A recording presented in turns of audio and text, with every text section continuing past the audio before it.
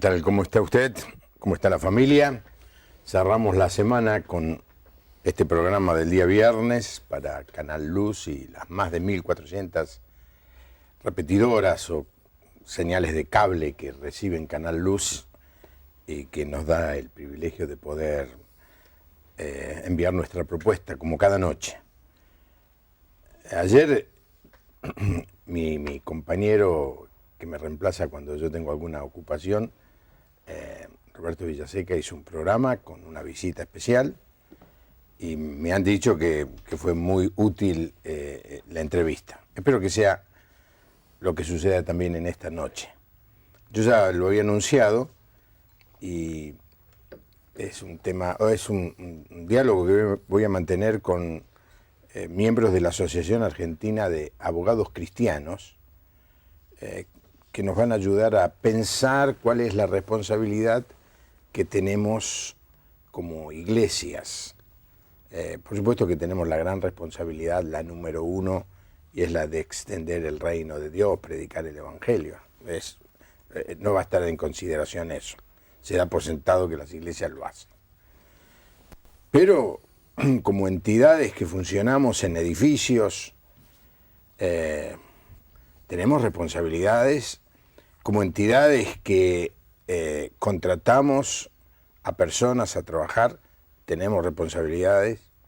Como entidades que hacemos actos de servicio, tenemos responsabilidades, y muchas veces no estamos muy enterados y no sabemos cómo hacerlo bien, y por eso muchas veces se hace mal. Así que en esta noche vamos a tratar de aprovechar la visita de estos dos abogados de la Asociación Argentina de Abogados Cristianos, que nos van a ayudar a contestar preguntas. Así que va a ser una oportunidad increíble para que muchos nos llamen y nos hagan preguntas referidas a esto que yo estoy tratando de introducir. Quiero presentar primero a la doctora Lidia García Torralba. Ya estuvo alguna vez con nosotros. ¿Qué tal, sí, Lidia? Muy bien, Juan Pablo. Muy bien, gracias a Dios. ¿Seguís siendo abogada? Sí, sigo haciendo toda la parte de personas jurídicas, asociaciones civiles, fundaciones, Ajá. sociedades comerciales y después algunas otras cosas más. Uh-huh. Es difícil hacer una fundación, ¿no? Lleva tiempo, no es difícil, pero lleva mucho tiempo hasta que los organismos las aprueban.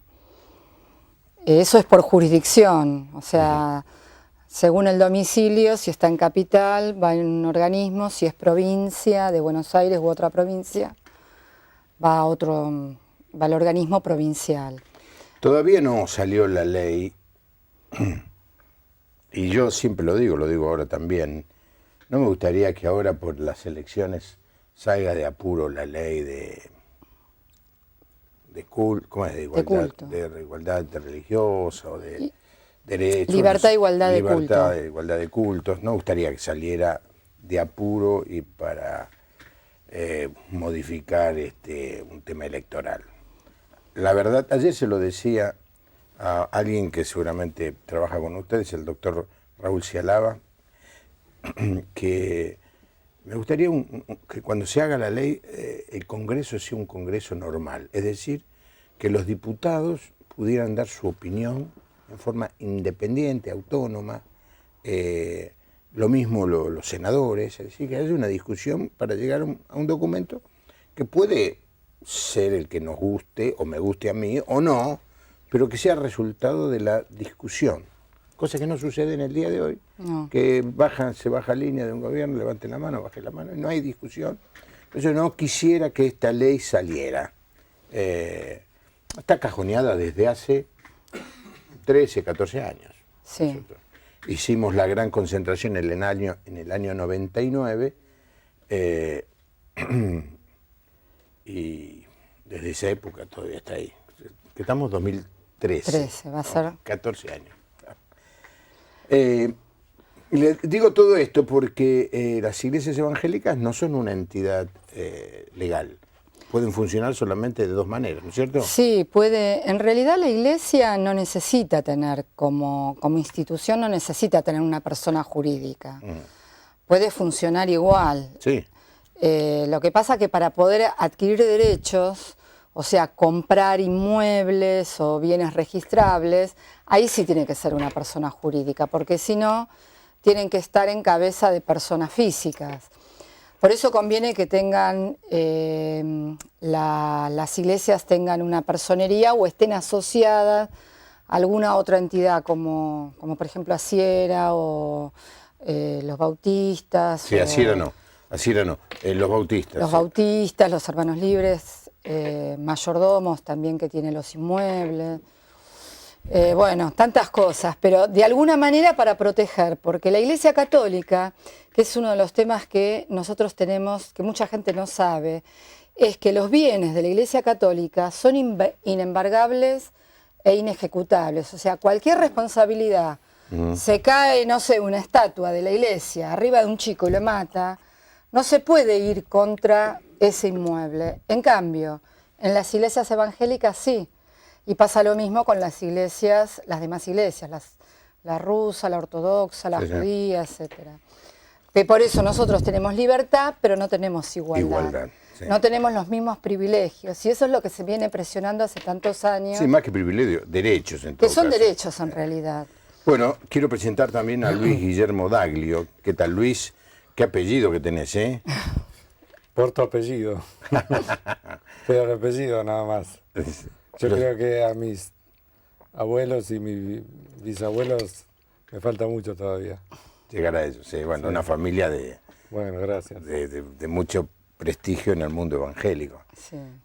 Yo recuerdo a uno de tus tíos, Felipe Daglio, un tipo muy sabio, pastor de la iglesia bautista acá en Ciudadela.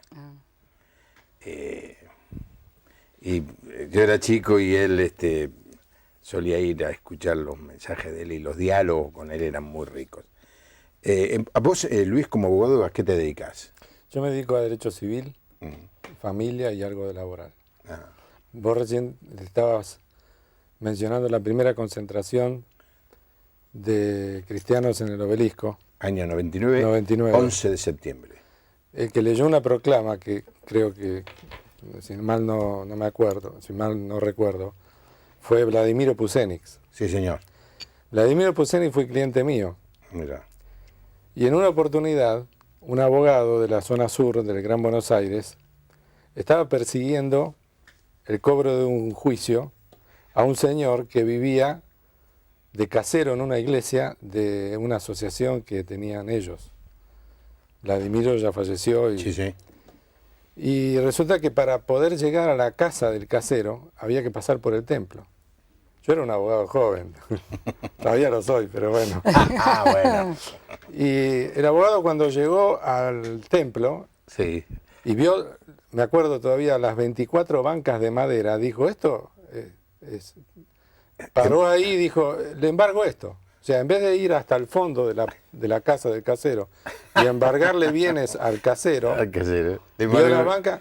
Entonces Vladimiro me vino a ver y nosotros salimos en defensa. Pero a lo que voy es que si no hay una ley de personería jurídica religiosa que ampare los bienes de las iglesias no católicas, estas cosas a veces pasan. Sí.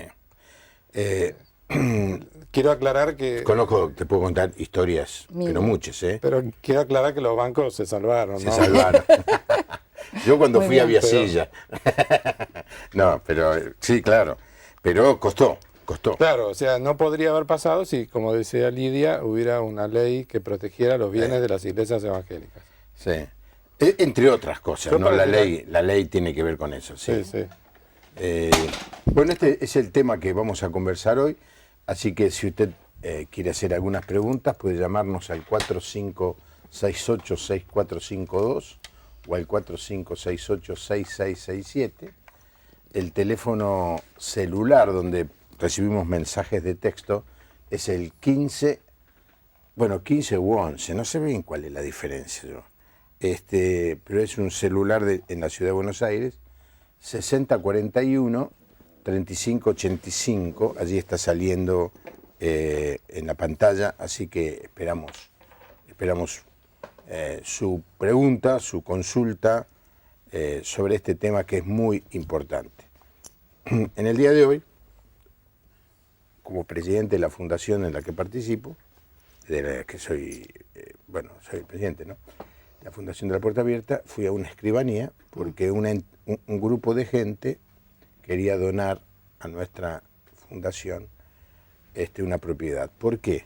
Porque estaba a nombre de 2 personas. Cuando la compraron, ¿a nombre de quién la ponemos? Sí. Sí, bueno, todo.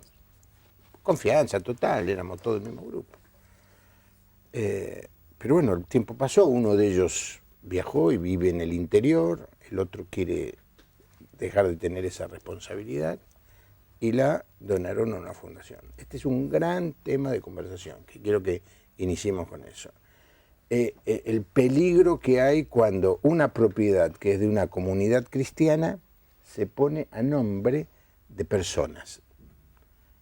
Y ahí sí te puedo contar historias increíbles de iglesias que perdieron todo, el templo y todo, porque el nieto del que firmaba, que era un santo, el hombre que puso la firma para comprar el lugar era un santo, el nieto no. El nieto y se lo quedó el nieto. ¿Se quedó? Lo vendió y se lo quedó. Se quedó. ¿Cómo se debe hacer, Lidia, esto? Si una iglesia compra una propiedad. La iglesia tiene que constituirse como asociación civil sin fines de lucro o fundación. Tiene que elegir unas autoridades. No es el ideal, porque Luis decía que para las iglesias se necesitaría otro tipo de figura jurídica, porque la asociación civil es lo mismo que cualquier club de fútbol, que está pensado para mucha gente y para que todos opinen. En realidad es mucho mejor tener, desde mi punto de vista, una fundación, porque tenés un control más estructurado y no todo el mundo puede estar opinando, pero normalmente en las iglesias tiene que haber autoridades. Generalmente, como en tu caso, el presidente de la entidad es uno de los pastores o de los encargados, y es el que va a representar y el que va a ir a la escribanía a firmar si compra un inmueble o si compran autos o camionetas, o hay entidades que se dedican al tema de traslados, tienen aviones, todo lo que es bien registrable, porque cualquiera puede ir y comprar un órgano, que esto es algo que se mueve, no hay inconveniente, aunque se ponga a nombre de la iglesia. El tema es con las cosas registrables, que son de mucho más valor. Ahora, pensando que este programa lo ve gente en el interior, quizá también en pueblos chicos, es muy difícil hacer una fundación. Es la primera pregunta que te dije. Es muy difícil, dijiste, no es difícil, lleva tiempo. Lleva tiempo. Ahora, a ver, lo voy a decir yo, es difícil. Le piden 20, 30 mil pesos de depósito. Hay un depósito mínimo que se pide, y si la iglesia tiene un inmueble, puede constituirse con ese inmueble. Si no hay un inmueble, entonces, muchas veces se hace asociación civil por el tema del La asociación del civil es capital. mucho más rápido. Es más rápida, sí, porque tiene menos controles que la fundación de parte del Estado. Entonces no tiene un capital mínimo y no tiene... ¿Y con cuántos socios se puede armar una? No, con los que vos quieras. Mientras cubras, por lo menos el mínimo es para cubrir los cargos de la comisión directiva, que sería presidente, vicepresidente, secretario, tesorero, algún vocal, y la comisión revisora de cuentas. Convengamos que lo que vos decís, Juan Pablo, es cuando la persona que compró un inmueble para poner un templo tiene ganas de poner esa propiedad a nombre de una asociación, porque a veces lo hacen quedándose con algún fin, y dicen, me lo quedo a mi nombre porque si pasa algo, pero lo ideal es, como vos decís, ponerlo a nombre de alguna asociación. A veces, yo no estoy seguro, pero en el ámbito, yo soy el presidente del área legal de la de la Confederación Evangélica Bautista Argentina. Habría que preguntarle a Jorge Ferrari, que es el secretario, pero tengo entendido que alguna que otra asociación de iglesias que no tiene personería jurídica pide a la Confederación poner una determinada propiedad a nombre de la Confederación. Después se hace un contradocumento privado que reconoce que esa propiedad en realidad pertenece a una iglesia que no pertenece a la Confederación Evangélica Bautista.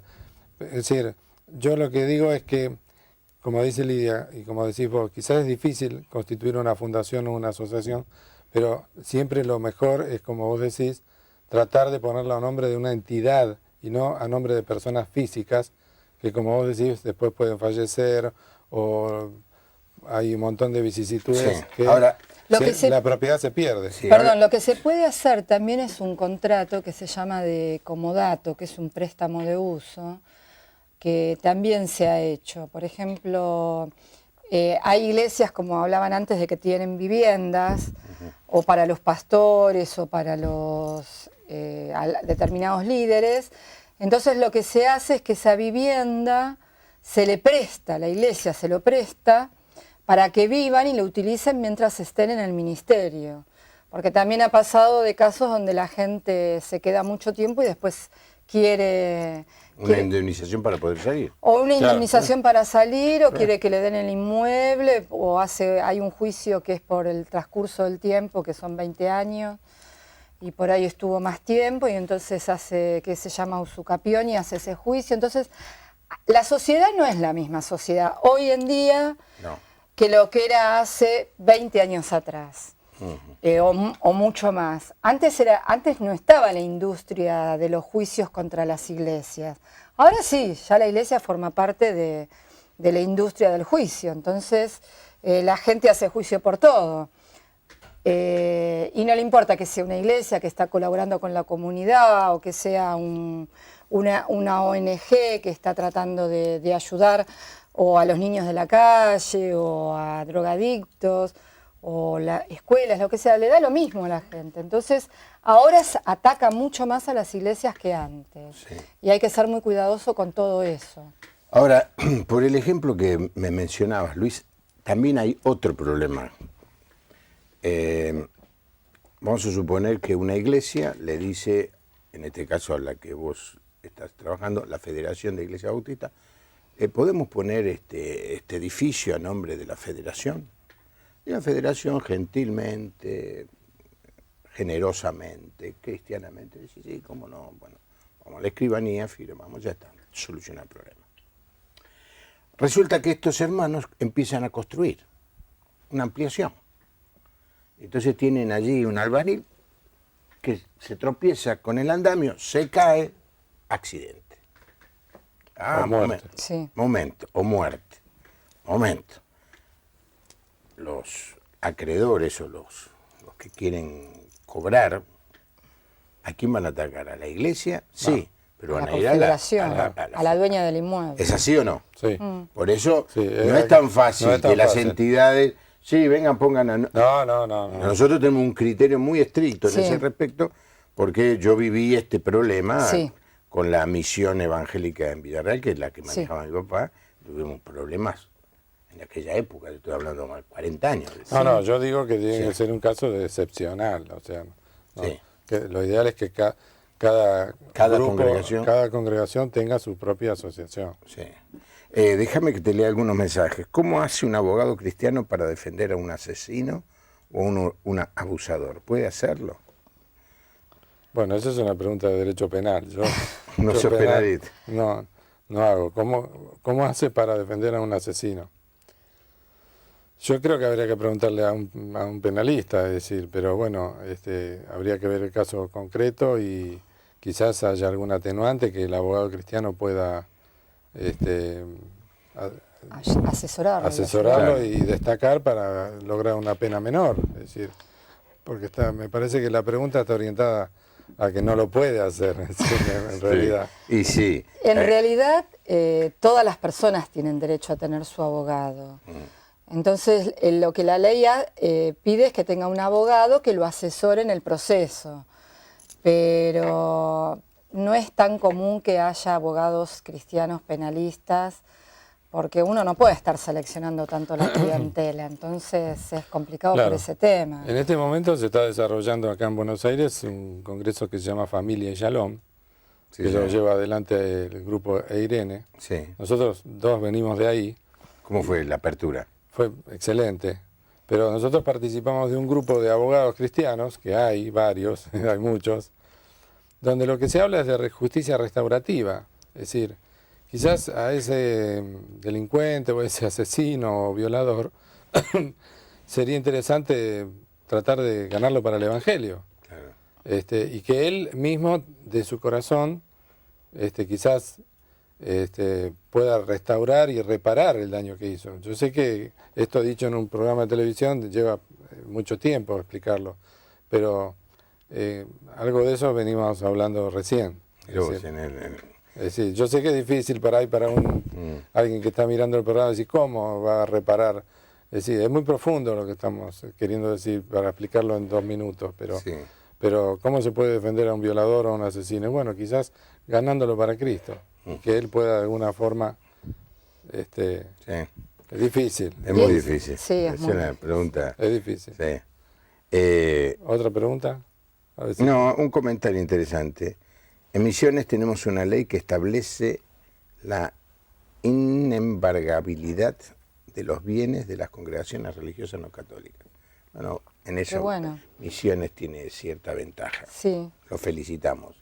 Sería bueno saber bien cómo fue la ley para ver si se puede extender a todo el país, ¿no es cierto? Sí. Sí. Josefina de Merlo, ¿qué papeles hay que hacer para prestarle un local a la iglesia? Es un contrato que se llama...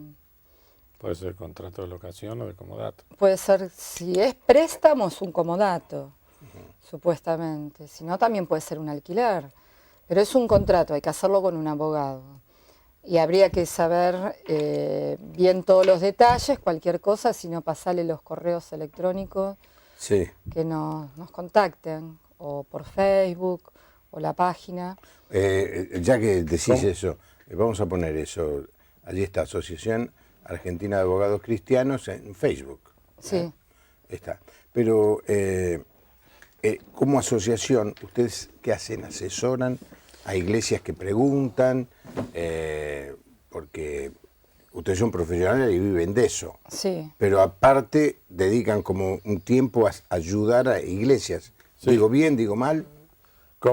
Yo no sé lo que piensa Lidia, pero en realidad la asociación, más que para brindar un servicio hacia afuera, o sea, tiene esa, pero también tiene otra faceta que es la que a mí más me gusta, que es un ministerio a los propios abogados. Es decir, los abogados también necesitamos juntarnos, orar unos por otros, ministrarnos, y un poco la página es para eso, pero la otra fase está la de ser, pero porque ¿sabes lo que pasa? Ahora van a llover consultas a la página y no vamos a dar abasto, o sea, pero bueno, que manden. Sí, pero bueno, se ofrece la página. Por ahora no tenemos un servicio de asesoría. Lo que hacemos es, recomendar a alguno de los abogados de acuerdo a la ubicación o al tipo de trabajo o a la especialidad, es lo que solemos hacer. Claro, la asociación no patrocina. Pero en realidad necesitaríamos... No, porque no es la función. Lo que hace la asociación es recomendar a un colega cristiano en la zona que esté la persona y decirle, bueno, mira, ¿estás en qué zona? Estoy en zona norte. Bueno, ahí podés ir a ver a tal profesional que te lo recomendamos, es un hermano en Cristo, y así. Porque si no, ahora sí hay algunas consultas que sí las contestamos por mail. Por ejemplo, hemos mandado muchas veces, después del otro programa que estuvimos la otra vez, del tema del voluntariado social, nos pidió mucha gente por mail el tema del voluntariado y lo mandamos. Sí. O sea, eso sí, porque es algo, ya lo tenemos. Información, sí. Es un tema, es un contrato para evitar el tema de la responsabilidad laboral, pero bueno. Ese es el otro problema, Juan Pablo. O sea, la gente que va a trabajar a la iglesia... Vamos a ir en eso, vamos a ir. Ramón de Santa Fe dice, mira qué interesante, mi mamá donó un salón para una iglesia evangélica. Al tiempo, el pastor lo transformó en una vivienda y lucraba con la misma. Mi mamá falleció, ¿qué puedo hacer? Habría que leer la escritura de la donación. Si la donación es con un propósito. Con un cargo. Claro, con un cargo. Hay que poner en la escritura que se hace, hay que decir que ese inmueble es para que funcione la iglesia y para que no se lucre con ese inmueble. Eso se llama donación con cargo. Hay que ver cómo lo redactaron. O sea, a lo mejor claro. el escribano lo redactó bien, Claro. si entendió el fondo de la cuestión. El cargo vendría a ser una obligación que tiene el que recibe la donación de cumplir con ese inmueble un propósito determinado que le impone o que le pide el donante. Claro, por ejemplo... Habría que ver el caso concreto si se hizo así. En la ciudad de Buenos Aires hubo un caso muy famoso que era un predio donde se comenzó a edificar en la época de Perón un hospital. Estaba en una calle que se llama Warnes, cerca de Chacarita. Se empezó el edificio y nunca se terminó. Sí. Se convirtió eso en un lugar que se llamó Albergue Warnes. Sí. Vivía gente, pero en todos los pisos no había ascensor, no había agua, no había nada. No había nada, sí, yo me acuerdo. Una cosa tremenda. Los hijos de los que habían dado ese lugar, la familia que había ofrendado, donado ese lugar para un hospital, le hicieron juicio al Estado. Y se lo ganaron. Y se lo ganaron, y me acuerdo yo que fue un evento muy sí, cuando conocido. Lo destruyeron. Cuando lo destruyeron, ya era jefe de gobierno o intendente Ibarra, y explosión, Sí, lo transmitieron por por todos los televisión. noticieros. Sí.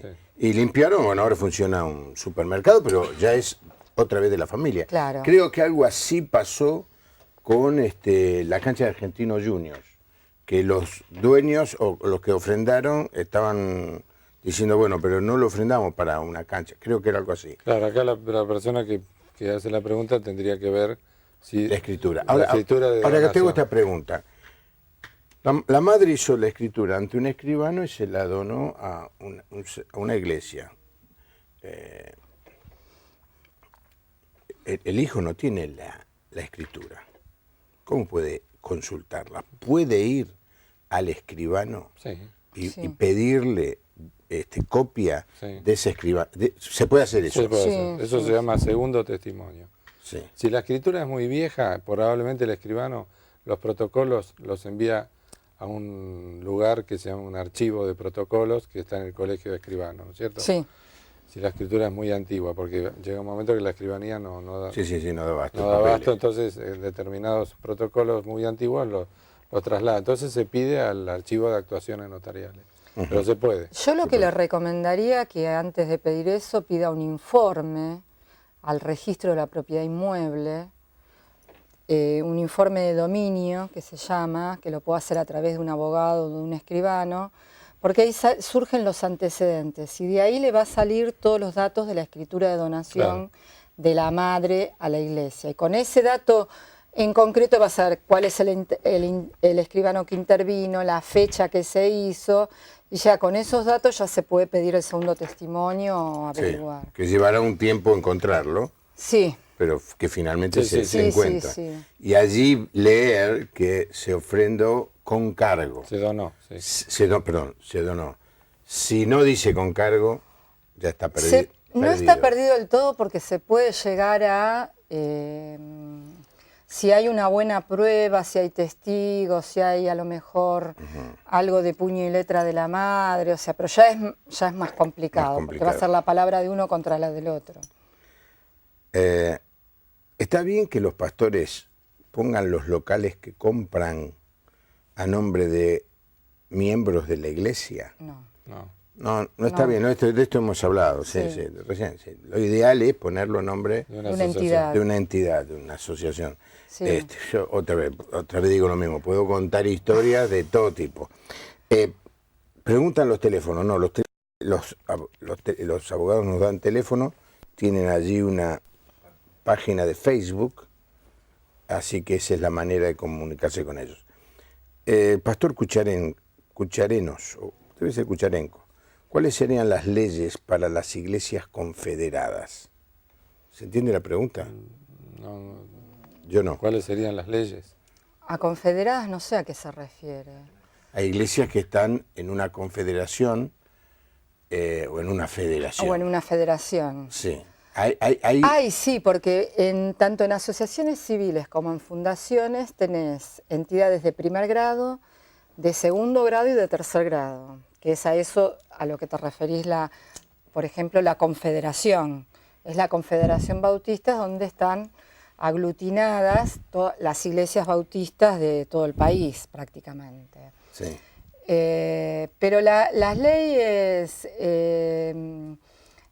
se rige por la ley de fundaciones y después hay normas administrativas en cada jurisdicción porque no es nacional. La ley de las federaciones sí es una ley que se aplica a todo el país, pero después hay normas propias. Claro, como la de Misiones. Claro, como la de Misiones, claro. Cada provincia tiene sus propias normas y cada municipio a su vez tiene sus propias normas que las iglesias tienen que pedir.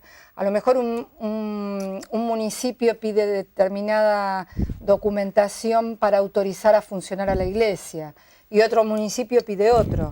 Una provincia pide ciertas cosas y otra, porque no se aplica a nivel de todo el país. Por ejemplo, la provincia de Buenos Aires tiene la Dirección Provincial de Personas Jurídicas, que funciona en La Plata, en la ciudad de La Plata.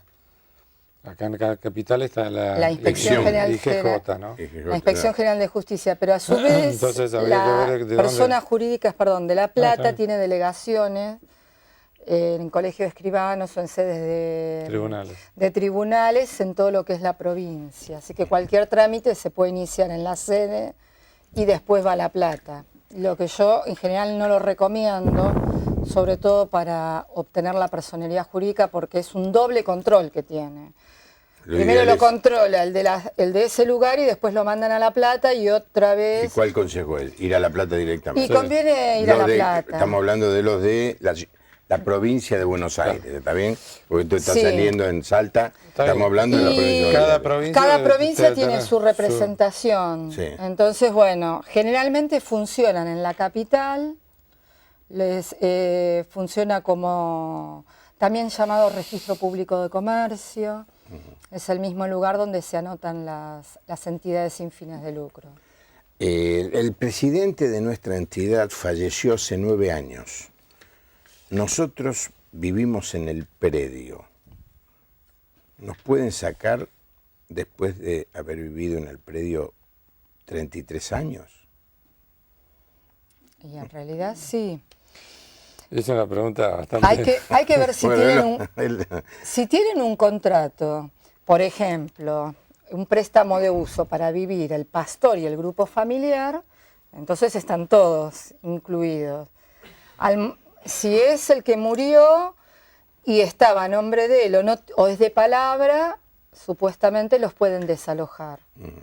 O sea que es un tema, al no haber nada por escrito, porque antes la palabra tenía validez, entonces la gente hacía acuerdos y se cumplían, pero eso quedó ya más que en el siglo pasado. Claro, quizás sería interesante saber si la asociación o iglesia sigue existiendo. En este caso que pregunta el hermano. Parecería que sí, la entidad sí, pero el presidente no.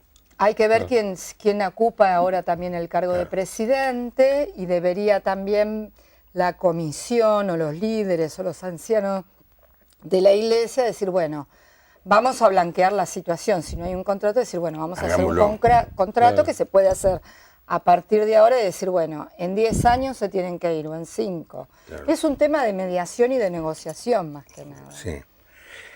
Para casos laborales, la ley de contrato de trabajo siempre está a favor de los trabajadores. Por eso la Iglesia, a pesar de firmar contratos laborales, puede ser muy perjudicada. Más que una pregunta, es una opinión. Sí. Una opinión. ¿Coincides, vos que sos laboralista, coincidís con esto? Bueno, lamentablemente es lo que estábamos diciendo recién. Es decir, si una persona... O sea, ¿qué es? Una cosa es el contrato de trabajo y otra cosa es la relación de trabajo.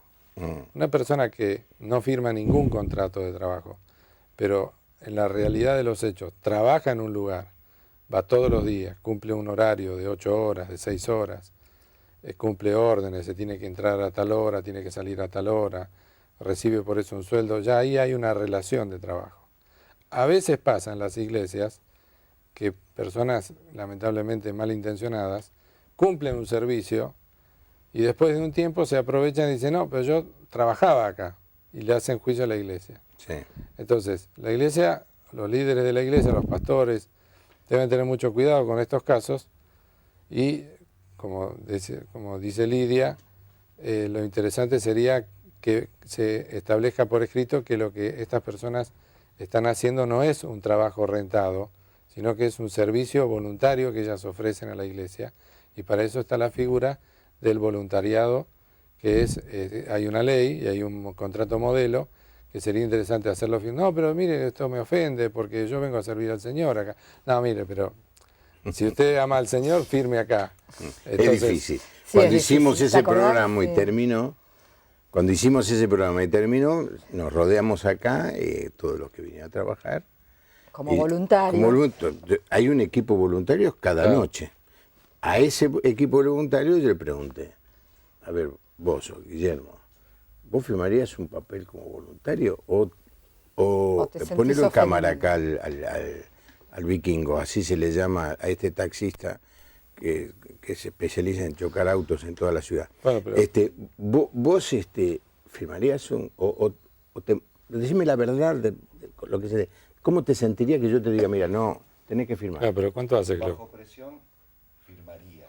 Lo que pasa que no sé si después eso tiene validez ante la autoridad. No, sí. Sí, están... Firmarías, pero ¿lo harías con gusto o más o menos? Yo, porque lo estoy haciendo en forma voluntaria hacia el Señor, todo lo que hago acá, lo firmaría con gusto. Pero sé de otros casos al revés. No que un pastor le hace juicio a la iglesia, sino que iglesias le han hecho juicio a los pastores, los han echado y no les han pagado nada. Ni jubilación, ni cargas sociales, y los han dejado completamente en la calle porque un grupo de hermanos se les ocurrió. Ese es otro tema también. Sí. Ahora poner en cámara a Guillermo. Guillermo, si yo te digo, mira, me tenés que firmar un papel como voluntario porque me tengo que cubrir por la posibilidad de que en algún momento me hagas un juicio, ¿lo firmarías? Sí, con todo gusto. Él lo firmó con todo gusto. ¡Qué bien! Hemos tenido más éxito esta vuelta. La otra vez no. Nosotros estamos dando la solución. Sí. Obviamente que lo ideal es que las personas se conozcan y sepan que lo hacen de corazón. Sí, sí. Bueno, ahí está el tema. Pastores ponen propiedades de la iglesia a nombre de sus hijos, dice Rosa de Santa Fe. Lo mismo de anterior. Grave error, gravísimo error. Marta de Santa Fe, mi papá falleció y yo no tengo su apellido. Hace unos años conocí una persona con el apellido de mi papá y me dijo que la sucesión estaba abierta en San Martín. El abogado fue y no encontró nada. Cuando le hablé a Buenos Aires ya se había enterado. A alguien le avisó. Hablé con 2 abogados cristianos y no me pudieron ayudar. No tengo dinero, ¿qué puedo hacer? Yo creo que es una pregunta para contestarla fuera del aire. ¿Sí? Sí, me parece, no sé. Lo que pasa es que al no tener el apellido, lo primero que tiene que hacer es un juicio de filiación. Claro. Antes de ingresar a la sucesión. Porque la sucesión es un juicio que no se puede continuar en cualquier momento, aunque esté archivado. Pero el tema es que al no tener ella ninguna, no está reconocida por la persona que falleció, primero hay que probar el vínculo.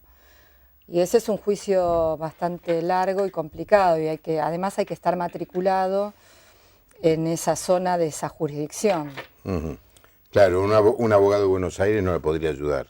Claro. No, si la sucesión tramita acá, sí. Sí, en en provincia de Buenos Aires, toda la provincia de Buenos porque Aires. Porque la afiliación ella la tiene que hacer allá. Digo, estoy hablando de la afiliación.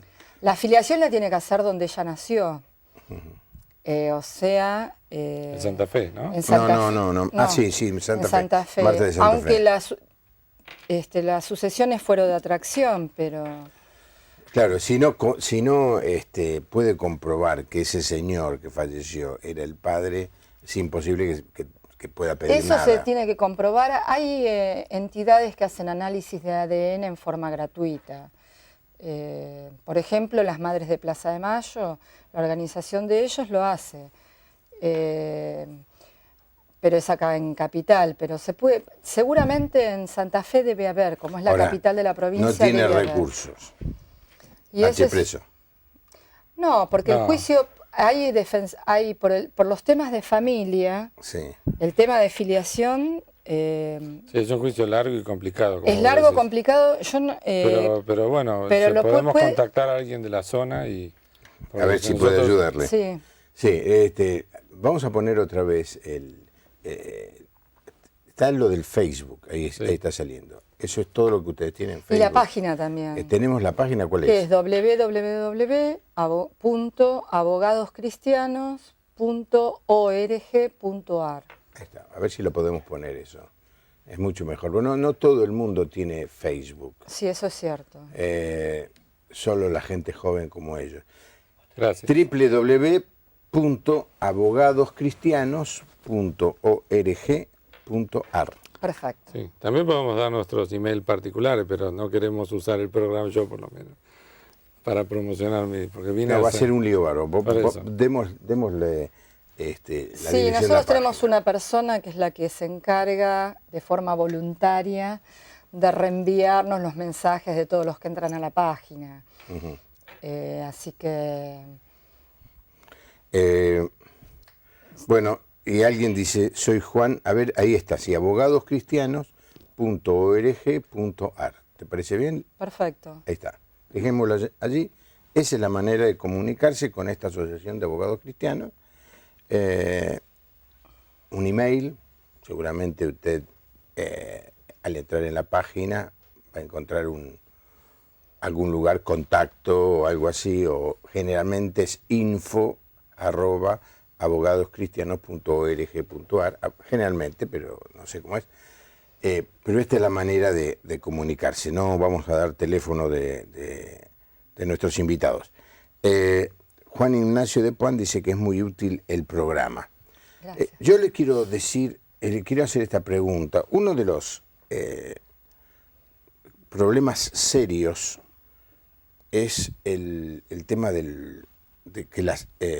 problema que las iglesias producen, es el tema del sonido, El ruido, sí. el ruido, sí, más que eso. Es ruido, son ruidos molestos. Si hay Ruidos normas, molestos. El 60% de los ruidos molestos en la ciudad de Buenos Aires, denunciados, provienen de las iglesias. de iglesias evangélicas. ¿Qué se hace? La iglesia tiene que tener tiene que tener un revestimiento para que absorba, es como una goma espuma que se pone para que absorba el sonido. Y lo que hay que ser es respetuosos de los horarios tradicionales de la noche. Por ejemplo, la otra vez había una actividad en la iglesia donde yo voy de jóvenes y, bueno, cayó la denuncia porque los chicos se olvidaron y hacían mucho ruido, mucha música y la gente que vive alrededor realmente está muy molesta. Muy molesto. Nosotros como cristianos tenemos que dar ejemplo. Sí, Pasa lo mismo cuando paran delante de la puerta de la iglesia y cortan el tránsito. Es preferible parar unos metros más adelante o a la vuelta y no cortar tanto el tránsito. Acá dentro de todo es más tranquilo, pero en la zona bien del centro te pasa eso y se hace unos líos terribles. Sí. Y es de mal testimonio que la iglesia no cumpla con las normas. el Código Civil, Juan Pablo, habla de normal tolerancia. Hay un artículo del Código Civil. Pues sí, que- normal tolerancia. ese es el término que usa. Claro, es difícil para mí cómo definir sea, la tiene- palabra normal y cómo Está definir bien. la palabra Sí, bueno, tolerancia. hay toda ¿no? una jurisprudencia sobre ese tema, pero tiene que haber un equilibrio, porque tampoco es cuestión de que las iglesias digan, bueno, ahora no podemos cantar. Claro. O sea, tiene que haber un equilibrio, ¿no? Sí. Porque no es cuestión de que... Sí, pero yo te hago una pregunta.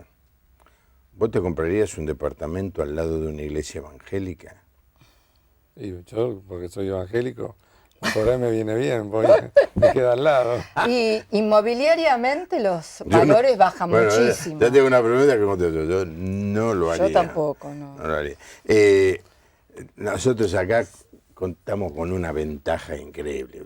Ustedes no se dan cuenta. De un lado hay una fábrica y el único personaje, es el único departamento que da al templo, es un líder de la iglesia. Amén. Que alquiló él por la de él. Yo le digo, estás loco, Guillermo. Lo alquiló. Del otro lado es otra fábrica. Es decir, estamos como rodeados. Claro, el problema es cuando la iglesia se instala en un barrio donde antes no había iglesia. Sí, Porque si o va hay casas, creciendo. o hay casas. Sí. Y entonces hay que tener mucho cuidado. Lo que acabamos de decir es muy importante, es decir, no tengo ningún derecho yo a arruinarle la vida, la siesta o el dormir. Sueño de la noche. A nadie. Es decir, pero estamos bajo la unción. ¿Qué unción? Claro. La unción, donde está el Espíritu de Dios, hay orden. yo tuve Sí. en un caso donde el que se quejaba vivía en el piso de arriba. Eran 2 plantas y entonces todo el sonido le iba para arriba. Pobre hombre. Pobre ese. hombre, la Sí. verdad que... ¿Y quién Sí. perdió? Bueno, no, fue una mediación, después no hubo solución y yo de caso no lo seguí. Pero un virtual empate ahí. Sí, es muy difícil. Lo que pasa es que hay leyes municipales que autorizan todo el tema de los inmuebles de las iglesias y también hay multas muy grandes sobre el tema de los ruidos molestos. Entonces la gente ahora llama más, se queja más y la iglesia sufre más. Pero a mí me parece que hay que tener una idea razonable, porque no es tampoco, la iglesia no es un boliche.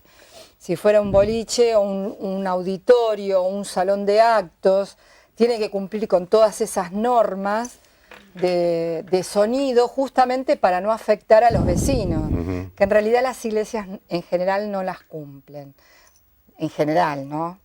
Digamos Sí. que las nuevas, las iglesias que se están construyendo nuevas, recién lo están empezando a hacer, pero las iglesias antiguas no lo tenían, Sí. lamentablemente. Lo que hay que hacer es bajar un poquito el volumen. Claro. No es muy difícil. Hay que No, bajar el hay volumen. que bajar el volumen, Entonces, exactamente. no significa que hay más poder de Dios porque el volumen esté a máximo. Eso Claro. es increíble, pero hay gente que Sí, piensa eso. es así. Que el canto y la música tenés que salir fuerte y es una demostración de poder. Realmente es muy difícil. Y lo digo yo porque acá también tengo ese problema. Sí.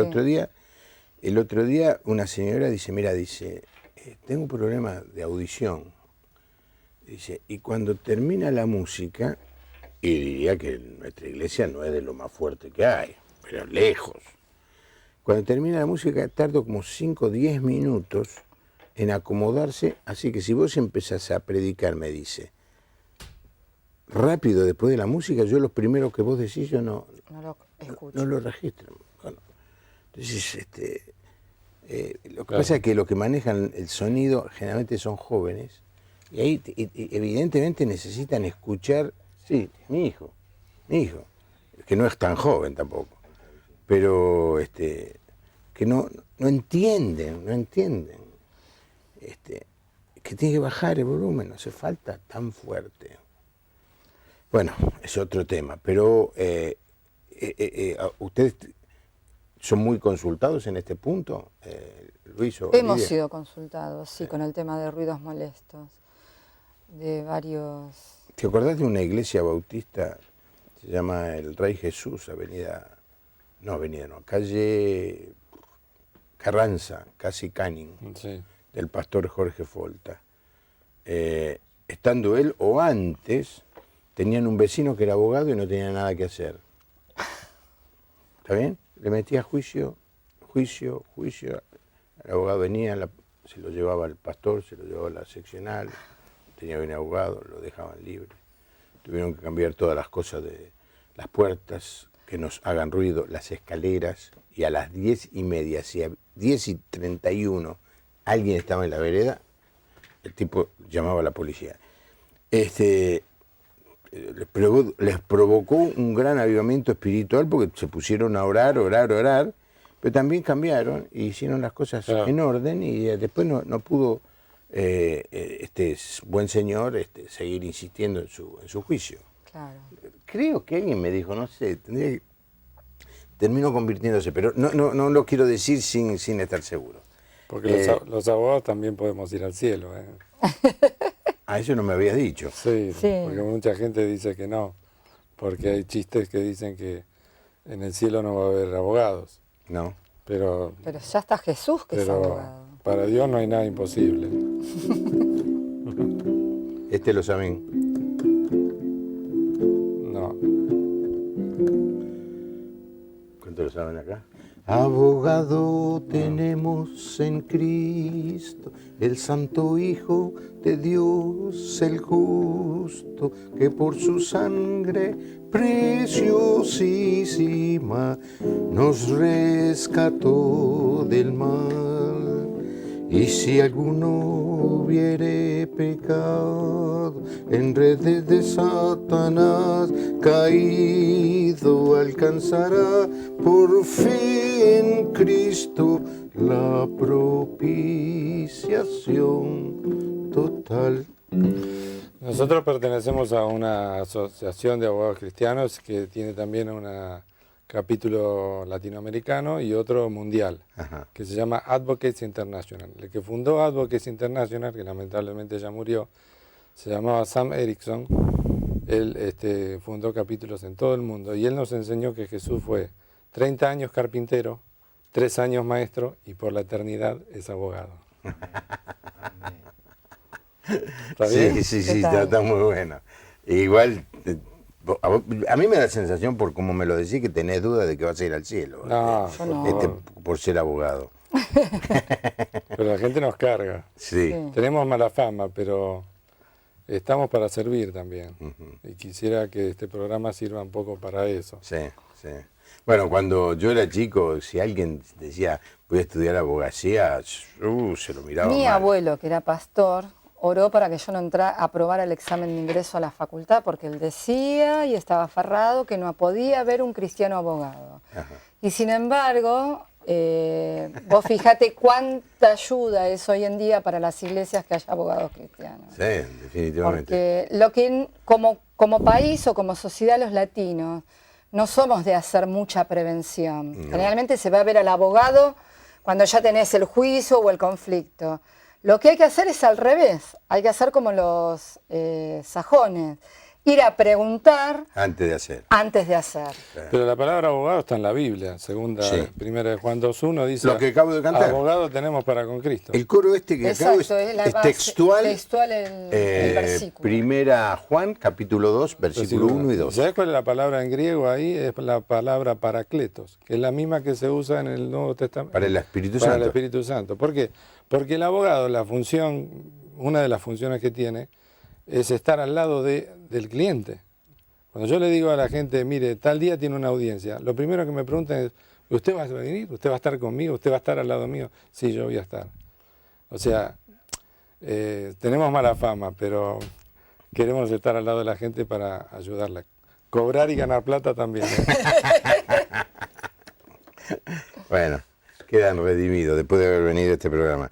Emma Rafaela, se prohíbe los sonidos fuertes de las iglesias. ¿Y por qué no lo de los boliches? No, están prohibidos también. También están prohibidos. Denúncielos. Hay que denunciarlos porque tienen que tener una habilitación especial y no deben, si el sonido excede, lo tienen que arreglar. Así que llame a la policía y que... Sí, a ver, hay que hacer un poco de paciencia también. Hay una época en el carnaval, por ejemplo, que la música de los bailes, que yo llega hasta las 2 de la mañana, pero bueno, ahora si fuera todos los días ya me vuelvo loco, ¿no? A mí me llega, bueno, no voy a hablar de lo que me llega a mí porque tengo ganas de hacer un juicio. Vamos a poner, por favor, la página de la iglesia. Ahí está. De la iglesia no, perdón. La página de la Asociación de Abogados.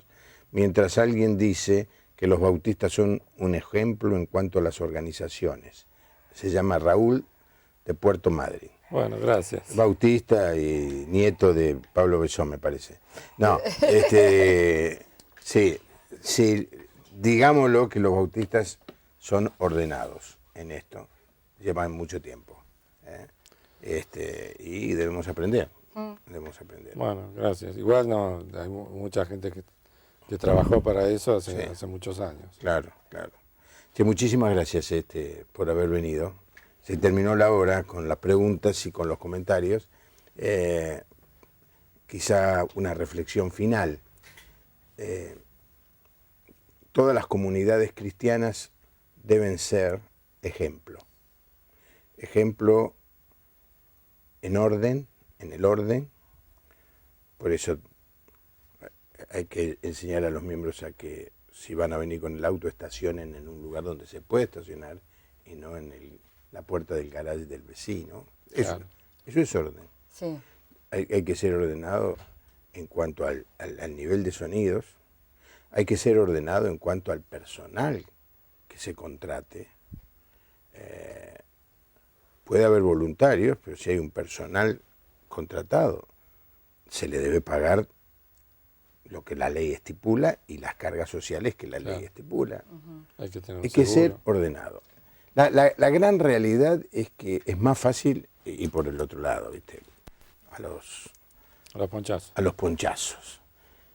Pero eso es rápido, pero muy inseguro, porque al poco tiempo empieza a haber problemas. Y ahora, como decía vos, Lidia, los problemas no se esperan. La gente quiere hacer plata fácil y dice, bueno, mirá el inmueble que tiene, listo. Y un seguro de responsabilidad civil, Juan Pablo. Un buen seguro. A la iglesia. La iglesia. Sí, todas. Todas. Y lo ideal sería, el ideal es los bautistas tenemos uno para todas las iglesias. Claro, y con eso consiguen un buen descuento. Sí. Claro. Y si una iglesia chiquita son 30, 40 personas, un pequeño local también. Y bueno, tendrán que averiguar con un asesor de seguro, pero también se puede tener un seguro. Un seguro. Porque a veces pasan cosas muy tristes, que ahora no es el momento de contar. Gente que se cae o chicos que se lastiman. Ahora, un seguro de eso, yo me tengo que saludar. ¿Sirve para un campamento que se hace en la costa? Sí. Muy importante. Detalle. Hay que aclarar que se va a ir de campamento, pero sirve. Hay que avisar a la compañía de seguro del traslado y demás. De esto hay mucho para hablar. Sí. Seamos ordenados, demos ejemplo de orden y de cumplir la ley. Un cristiano no puede predicar acerca de que debemos o que los hombres deben cumplir la ley de Dios si a la vez no cumplimos nosotros la ley de los hombres, la ley del país donde estamos viviendo. Cuesta, es difícil, hay que hacerlo. Gracias por haber estado con nosotros. Nos encontramos con usted el próximo lunes. Asegúrese de ir con toda su familia en este fin de semana a un lugar donde enseñen la palabra de Dios. Que tenga un buen fin de semana. Que Dios le bendiga. Gracias.